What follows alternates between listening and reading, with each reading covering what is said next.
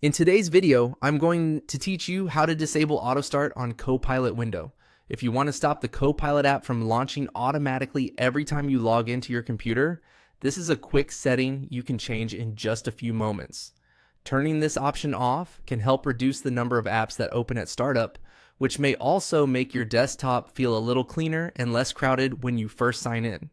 To begin, open your Copilot app on your desktop. Go ahead and launch it the same way you normally would. You'll want to make sure the app is fully open before moving to the next step so you can access its settings without any confusion. Once the app is open, look down to the bottom left corner of the Copilot window. There, you should see your profile icon. Click on that profile icon to open the account and app options menu. If you don't immediately notice it, just take a second to scan the lower left area of the app window, since that's where this option is typically located. After that, click on Settings. This will take you to the section where you can manage how the app behaves, including startup, preferences, and other general options. Settings is usually the place to go anytime you want to customize the app or change how it works on your device. Now, in the settings area, find the option labeled Auto Start on Login. Once you see it, toggle it off.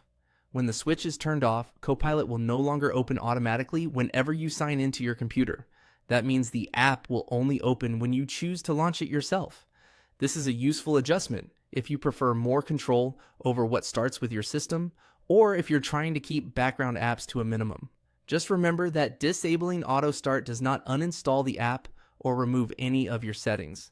It simply prevents the app from opening on its own during login. And that's it. You've successfully disabled auto start for Copilot window. If you ever want to turn it back on later, you can follow the exact same path. Open the app, click the profile icon, go to settings, and switch auto start on login back on. Thanks for watching, and I'll see you in the next video.